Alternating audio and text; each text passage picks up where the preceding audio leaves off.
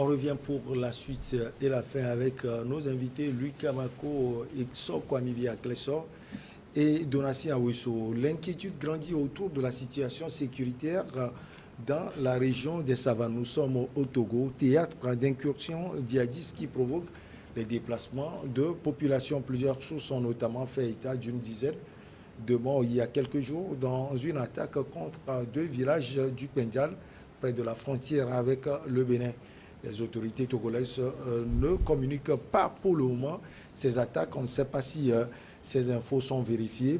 Dans tous les cas, on voit le déplacement des populations et c'est normal, Louis Kamako, parce que ces populations, c'est elles qui vivent ce qui se passe dans ces localités. En tant que journaliste, est-ce que vous avez des nouvelles précises de ce qui se passe sur le terrain, c'est-à-dire des déplacements des populations? Oui, non, mais les nouvelles, normalement, les informations doivent venir du gouvernement parce que là, nous sommes dans un champ de bataille et puis moi, je ne suis pas journaliste de guerre. C'est vrai qu'on est journaliste, mais il y a plusieurs spécialités et donc je ne suis pas journaliste de guerre, donc je ne suis pas allé sur le terrain. Maintenant, il revient justement aux autorités togolaises de communiquer et de voir dans quelle mesure les médias que nous sommes, nous devons les accompagner pour informer la population. Mais et comme tu l'as dit, ce dont tu parles, l'information dont tu fais allusion, je crois que on l'a tous eu du secrétaire général du gouvernement, Malik Nachamba, qui justement s'est livré à un exercice de transparence, de communication la dernière fois sur les réseaux sociaux, qui disait que la situation a fait plus de 49 000 personnes déplacées. Et donc, c'est l'information officielle qu'on a, c'est-à-dire que le nombre de personnes déplacées depuis que le Togo a été frappé par les attaques terroristes. La première attaque, je crois que c'est en fin d'année 2021, je crois. Donc, à partir de cet instant-là jusqu'à ce moment précis, donc il y a eu plus de 49 000 personnes qui sont déplacées.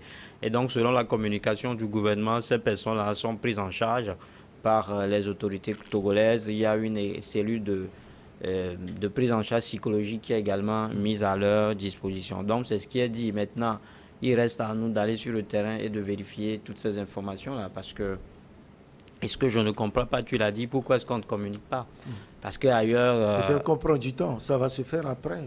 Oui, mais il faut que les gens soient informés, il faut que les gens soient situés sur les zones à risque. On l'a toujours dit. Maintenant, on a lu également un peu partout que, en fait, c'est souvent dû à des conflits communautaires. C'est-à-dire que quand les communautés ne sont pas en paix entre elles-mêmes, je pense que ça cause problème. Parce que on l'a toujours dit que le terrorisme, c'est une guerre asymétrique. Personne ne connaît celui qui est l'agresseur, personne ne connaît celui qui est la victime, celui qui est l'innocent. Donc, il faut que les gens arrivent à s'entendre pour pouvoir repousser l'ennemi. Si vous n'allez pas vous entendre, si vous vous opposez par des conflits communautaires, par des litiges fonciers, je crois que ça complique la situation. C'est pour cela que moi, à mon nombre à vu, le gouvernement devait normalement communiquer. Communiquer également et nous dire quels sont, quand on parle aujourd'hui de prise en charge de ces déplacés-là, qu'est-ce qu'on met dedans? Qu'est-ce qui est mis? C'est vrai que la dernière fois, puisque nous sommes au Togo, nous sommes en Afrique, et c'est-à-dire qu'on attend toujours que quelqu'un vienne nous aider. La dernière fois, c'est la Chine, en fait, qui a fait don de vivre à ces déplacés-là. Ça, c'est l'information, c'est l'autre information officielle. C'est-à-dire que quand on parle d'assistance aux déplacés, je sais que pour avoir été invité justement à observer cette cérémonie de don, je sais que la Chine, à un moment donné, a fait don de vivre aux déplacés, aux déplacés au nord. Donc, je crois que le gouvernement gagne beaucoup en communiquant, parce que c'est un communiquant que la population soit qu'il y a vraiment danger, la population soit vraiment qu'il y a quelque chose qui se passe et que s'il y a des conditions à prendre, elle va prendre ces conditions-là. Donc je crois que la situation, elle est là, on ne maîtrise presque rien. J'ai toujours dit ici qu'on a voté une stratégie nationale de lutte contre le terrorisme dont on n'entend même plus parler. J'ai posé la question une fois à quelqu'un et me disait que justement, que dans ces genres de situations-là, on ne communique pas beaucoup trop. Donc, Je crois qu'à mon humble avis, il faudrait qu'on change de stratégie, il faudrait qu'on change de méthode, il faudrait qu'on change cette façon de gérer la crise. Alors, ce qui est intéressant et que Louis Kamako n'a pas trop précisé, puisqu'il a quand même parlé de cela, c'est la prise en charge du gouvernement togolais des déplacés. C'est quand même intéressant. Cela veut dire que quand ils sont conviés à Clesson, ces populations se sont déplacées d'un point A du Togo vers un point B du Togo. Elles ne sont pas allées au Bénin, bon, pas au Burkina Faso, ou bien au Ghana. Oui, en réalité, c'est toujours Togo. Mais je pense que pour des régions de sécurité, le gouvernement même n'a pas été trop précis là-dessus. Ceux qui ont donné comment ils appellent ça, des localisations, mais ils n'ont pas été précis. Même c'est dit également qu'il y a certains Burkinabés qui fuyaient aussi les djihadistes qui sont venus dedans. Sauf qu'on ne sait pas s'ils considèrent une partie des djihadistes aussi. Comme il a dit, c'est une guerre géométrique variable. Moi, je vais plutôt traiter un autre sujet, c'est que le Togolais même est de nature hospitalier. Quand son frère a un problème, il intervient dans tout ça. Donc, les gens pouvaient faire ce genre de choses. Sauf que quand on dit prise en charge, c'est prise en charge de Covid-19, on a dit et on a vu que les gens bouffaient des milliards ici. Maintenant, qu'on soit transparent dans ce qu'on nous dit clairement ici maintenant. Et que le Togo ne crie plus pour dire qu'on a besoin de ça, on pouvait. Je suis sûr que même si on demande au comité même de participer, les gens vont le faire. Et que ça soit vraiment transparent. Parce que là, c'est vrai que. Pour le moment, pour la prise en charge, pour Covid-19, on a le Japon, le riz, c'est ce que je dis, le riz du Japon a été donné gratuitement, les gens ont vendu. C'est ce que je dis, on n'a qu'à être précis maintenant avec. Voilà. Je suis sûr que même si on demande aux régions de participer, les Togolais sont tellement. Je t'assure, quand tu voyages à l'intérieur du pays, que ça va t'étonner que les gens viennent. Moi, je me rappelle que j'allais à l'Université Karapo un concours un jour. La voiture a eu accident au niveau d'Atakpamé. Bah, moi, j'étais comme ça, je cherchais la voiture sur le goudron pour chercher une autre voiture. Parce qu'il faut, je suis entre 20 heures comme ça, mais il faut faire quelque chose à 6 heures là-bas. Le concours, c'est à 6 heures. Un policier qui travaille, je ne sais pas, il est dans la patrouille ou quelque chose comme ça. Il arrête qu'à une place, il dit que, il m'a demandé quelque chose, il va à un concours. Il dit que je suis étudiant, il dit oui. Il dit au chauffeur que, de fait, tout pour que j'arrive à Kara, que demain matin, il doit faire quelque chose. Il n'a pas pris l'argent chez moi, le chauffeur aussi m'a pris gratuitement. Donc c'est pourquoi je dis que on a le chauffeur s'est senti que je suis étudiant, je n'ai pas quoi. Il m'a payé même à manger sur la route là. Donc c'est pour dire que ça. Vous étiez gâté. C'est pour dire qu'on a ça en nous. C'est là où j'ai félicité le policier là, je l'ai pu retrouver. C'est pour dire que qu'on soit précis là-dedans. Quand on voit tout ce que les mairies consolent à faire à ce moment, je suis désolé pour eux de et de prendre la balle là comme ça. Quand les mairies passent leur temps à énerver la population, ça va créer des complices. Bon, quand vous allez à la mairie, les mairies, moi je sais, c'est pas le sujet, les mairies, les gens sont allés à la mairie demander la place pour vendre. Les mairies leur avaient dit leur ont plutôt dit que allez, quand vous trouvez la place, vous venez prendre l'autorisation. Et les places que les mairies me donnent aux gens, aujourd'hui, on leur dit de partir. Il y a des gens qui sont allés installer. Si le gouvernement ne construit pas les routes pour que ça soit joli et les gens ne cessent pas, c'est seulement que les gens cessent. Toi, si tu vois un goudron, une route qu'on a fait, et que tu as vu il y a eu des fleurs, tout ça là, on a embelli, les gens vont cesser là-bas. Donc, quand on renvoie ces gens de choses qui n'ont plus d'emploi, ils constituent de potentiels recrues pour ces djihadistes. C'est ce que je suis en train de dire. Surtout si c'est au nord, ça se passe là-bas. Imagine que la mairie de Pendal, un tonne d'eau, ça donne à ce jeu et que ces jeunes perdent leur boulot. C'est plus facile que les djihadistes. Or, on a besoin que la jeunesse se solidarise derrière ce que le gouvernement fait. Heureusement que quand Kankara parlait, on a même dit que certains jeunes sont compris de ce qui se passe. Ça voudrait dire que les gens qui sont frustrés financièrement, économiquement, c'est normal qu'ils se chargent. Dans ce moment-là, les mairies n'ont qu'à se temporiser, n'ont qu'à temporiser pour ne pas énerver encore les jeunes par rapport à ça. Si on veut que le Togo, booste, chasse le djihadisme hors du Togo, on a besoin de concours de tout le monde. Donc, les mairies et le gouvernement n'ont qu'à essayer de parler bien aux jeunes pour dire que pour le moment, l'urgence n'est pas le désencombrement des voies. On a besoin de ces voies-là pour faire quoi? C'est pas pour le moment. Et au moment où on dit aux gens de ne pas rester que c'est encombrement, vous voyez autour des marchés, même ils installent comment on appelle ces petites baraques-là? Les kiosques. C'est des kiosques, c'est comme des bungalows où on va aux gens 15 000 par mois, 30 000 par mois. Allez autour d'Aguassié, il y a ces kiosques autour. qui est peut-être à 1 mètre du goudron, mais on n'appelle pas ça encombrement. Mais quelqu'un qui est à plus de 2 mètres du goudron, on dit qu'il encombre. Donc, il faudrait faire des choses pour que, quand l'économie est communiquant les gens, là, le secteur informel, c'est ça qui a sauvé le Togo quand on a rompu avec l'Union européenne. Maintenant, si ce secteur, on bâtifole ce secteur, en ce moment, ça va créer problème. Et d'autres penseraient que le gouvernement organiserait l'appauvrissement de la population pour que les gens viennent demander l'argent lors des élections. Ouais, on est dans une année d'élection et on est en train de casser. C'est pas bien.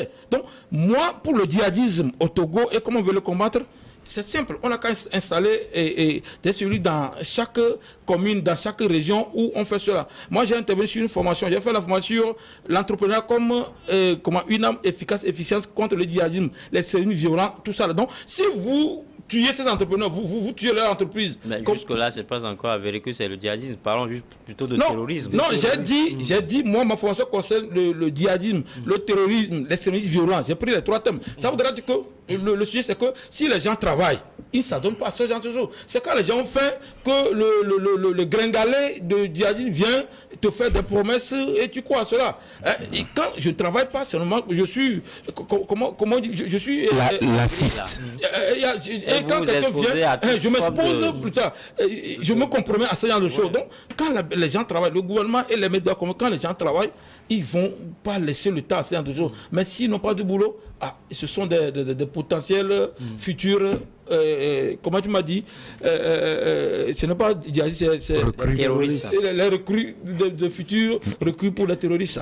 Alors, Donatien Aouesso, on a parlé des communes, vous êtes conseiller municipal. D'abord, un regard sur ce qu'il a dit, ensuite, je vous enverrai ma question. Oui, Aklesso n'a pas tort. Il faut dire les choses telles qu'elles sont. Aklesso a eu à ressortir les causes très endogènes du terrorisme. Et là, le gouvernement même, je pense qu'ils ont pris la mesure de la gravité de la situation et on a commencé par envoyer des milliards dans la région des Savanes pour rééquiper et puis redonner, je vais dire, du sourire à la population là-bas. Donc, ce que Aklesso a dit... La population était déjà délaissée avant le terrorisme. C'est la plus pauvre du Il y a eu des études qui montraient que vous pouvez toiser et tutoyer la pauvreté quand vous arrivez dans la région des Savanes. La misère se lit sur les visages. La région la plus pauvre, nous n'inventons rien. Donc, si vous avez de la pauvreté qui est ambiante autour de vous et que quelqu'un vienne vous proposer 500 000 francs simplement pour lui localiser un checkpoint de police, c'est très facile à empocher et à montrer. Donc, ce que Aklesso dit, il va falloir que ces autorités locales dont on a fait allusion puissent aussi réfléchir sur, ça dit, le bien-être de leurs administrés, que de chaque fois courir derrière eux avec les amendes par ici. Et les cas de déplacement, vous avez eu écho? Les cas de déplacement, oui, nous avons écho, mais oui, j'aimerais parler ici de la communication en temps de ces moments de crise, là, on va le dire un tout petit peu ainsi, parce que c'est fait à dessein par le gouvernement pour ne pas assez communiquer, pour... donner des précisions sur la position des déplacés pour que les djihadistes viennent encore les attaquer. Et aussi, les djihadistes aiment quoi? La propagande de leurs actes.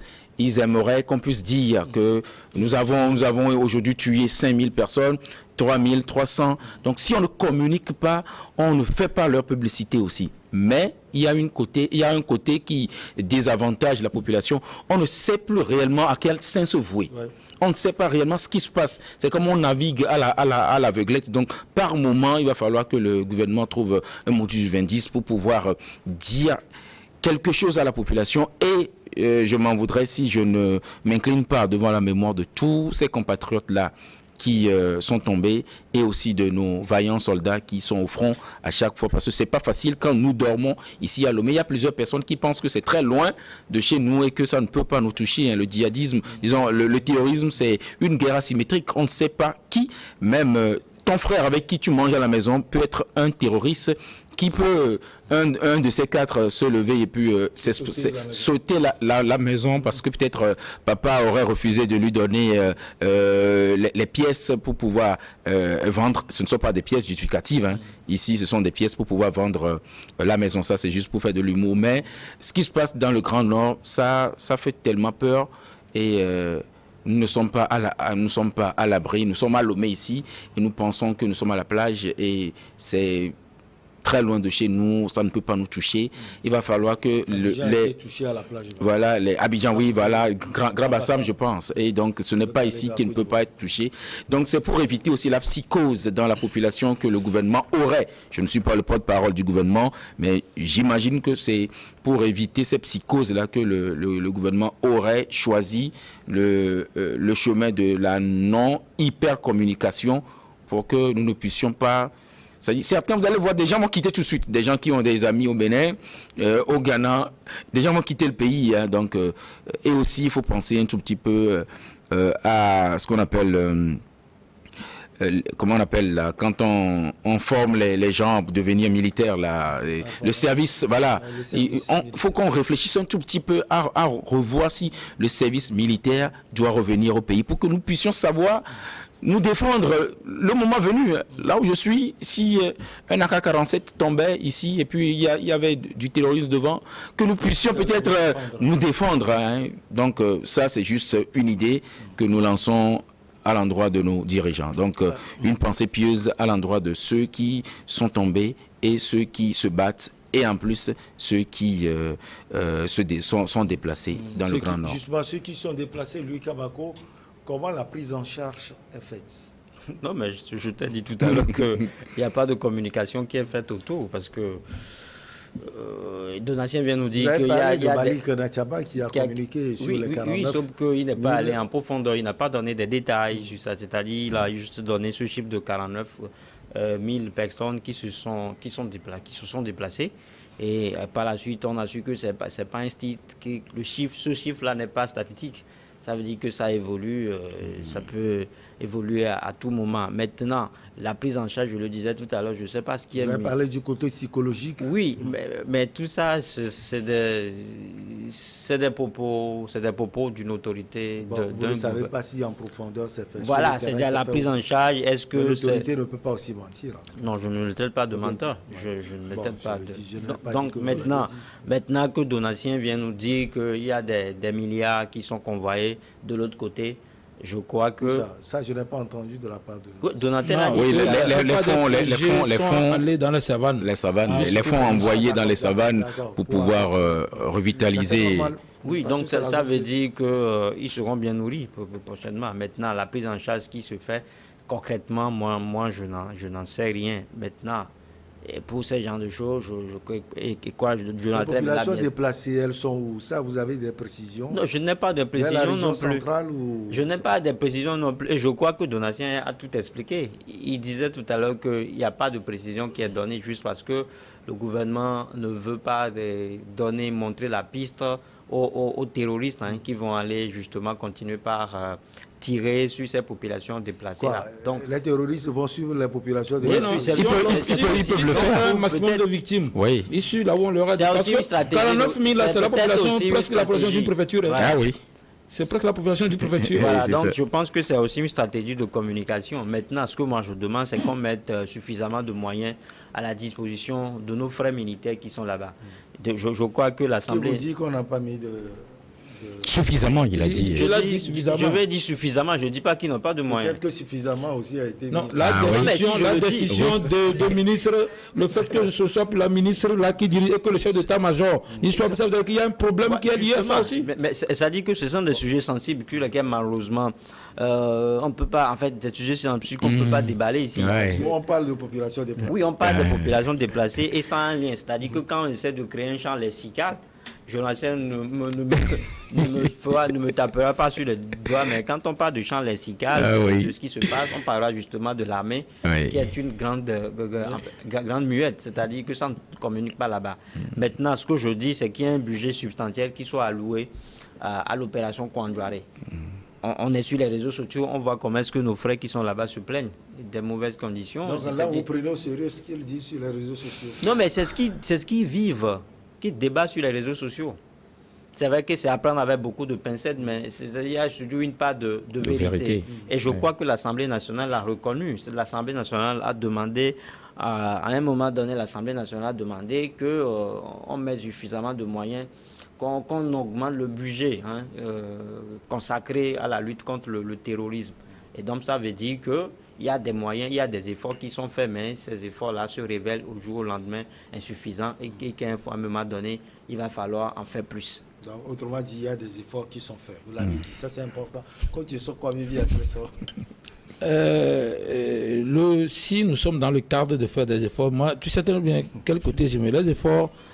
Ceux qui sont là ne sont pas là pour faire des efforts. Il y a un problème. On fait des efforts pour les déplacer surtout. Non, les déplacer, c'est ce que je suis en train de dire. D'abord, je sais que ça doit se situer toujours dans les régions des savanes.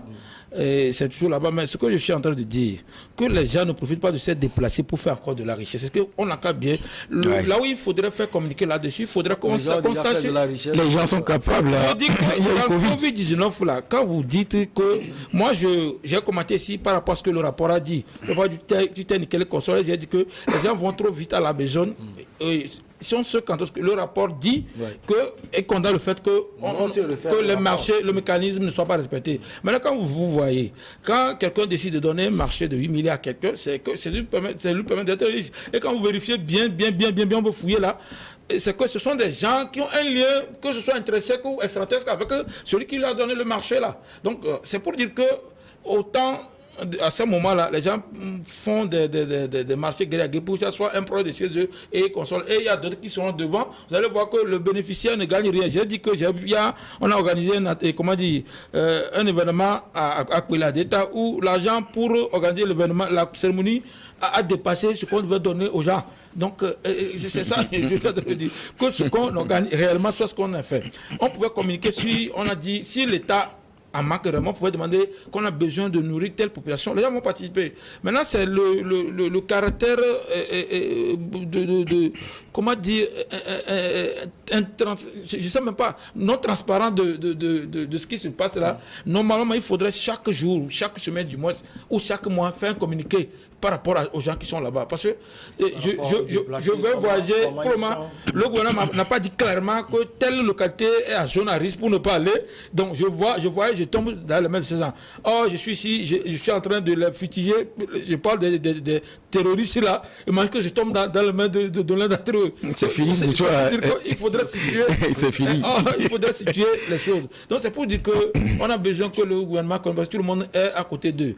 Là où l'Assemblée aussi faute beaucoup, là, c'est plutôt l'Assemblée qui doit augmenter le budget, non demander à ce genre de choses. On sait que ça, il y a des soucis. Il faudrait que nos frères qui vont sur les fronts, on leur donne suffisamment de moyens. Et que, quand ils donnent moyens, ce n'est pas ceux qui ne sont pas des acteurs directs. Ce n'est pas à eux d'empocher l'argent. Que ça aille directement à ceux qui travaillent sur le terrain. Qu'on sente ça. Vous dites qu'ils n'ont pas reçu ça. Oh, le rapport de Covid-19 me prouve suffisamment que l'argent ne va pas directement. Il a dit dans le rapport qu'il y a des fonds qui ont servi à d'autres causes que ce qu'on a demandé de faire. Quand on a construit des tas, on a fait quoi, des bancs, tout ce qu'on a dit par rapport à Covid-19 là. Le parking. Et le parking, c'est qu'il n'y a pas un lien directement. C'est pour dire que les fonds peuvent être comme. Et connaissant les projets qui sont allés là-bas, normalement le Dapon où ça va devoir être développé, la plupart des projets qui vont là-bas, c'est que un puits, ou comment ils appellent ça, un forage qui coûte peut-être 1 500 000, vous allez voir, on a fait ce forage à 45 millions. Donc tu te demandes, c'est quelle eau qui va sortir maintenant.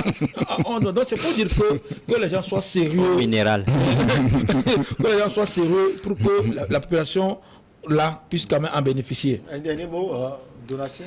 Un dernier mot, pensée pieuse et puis pensée positive à l'endroit de ceux qui sont dans la région des savanes, parce que franchement, nous avons des proches, nous avons des amis qui nous font signe, certains même qui sont au Burkina, la peur au ventre chaque jour, surtout le No Man's Land qui est en haut du Togo et au bas du Burkina, où franchement, ni le Togo, là-bas, c'est même le Burkina n'a même pas, le contrôle n'a même pas accès. Le capitaine ne voit pas ça. C'est ça le Oui, donc problème. oui, nous encourageons nos FDS qui sont sur le front. Ce n'est pas facile d'être là, des fois subir des tirs nourris et revenir. Que le bon Dieu soit avec eux et que ces terroristes, ces bandits de grand chemin puissent. Des fois, je me demande, nos logiciels d'espionnage, ça sert à quoi? On peut quand même pas les. Ils ont des coins. On trace des gens avec. Oui, donc cherchons des équipements qui peuvent être plus forts que ces équipements-là des terroristes. Donc, c'est pas chasser la France qu'on aura ces équipements. Ah oui, il y a aussi ça. Donc, il va falloir que nos autorités en fassent plus. Elles font de leur mieux. Nous les encourageons qu'elles fassent plus. Mais le courage est à donner à ceux qui sont au front, à nos FDS qui sont au front, qui subissent tout ce qu'ils subissent au jour le jour. Vivement que la main divine puisse les soutenir. Quelques secondes, donne-moi quelques secondes avant de donner à Luc. Oui, vous aurez en tout cas... Je demande aux mairies, je supplie aux mairies de revoir la situation de désencombrement là. Parce qu'il y a des gens qui ont leurs enfants à l'école. Il y a des gens dont on n'a qu'à aller méthodiquement. On leur donne, ou bien on leur trouve quelque part, pour qu'ils, quand on dit à quelqu'un de quitter Agbalépé, de pouvoir aller au marché de, comment vous appelez, Djidjolessi là. La personne n'a pas sa clientèle là-bas, donc tout est revenu à zéro. On doit cibler les jeunes potentiels de donner la clientèle à la personne. Quand on dit aux gens des arts là, de venir rester au marché de Derville, là, ils vont faire quoi là-bas? Donc ça là aussi doit se changer. Donc pour que on puisse essayer de faire les choses normalement, afin que les gens là puissent s'en sortir et les relocaliser quand il le faut, ou leur permettre de sortir un peu de la route pour faire, et dorénavant qu'on fasse de bonnes routes pour que les gens ne voient pas comme un lieu où il faut mettre son étagère.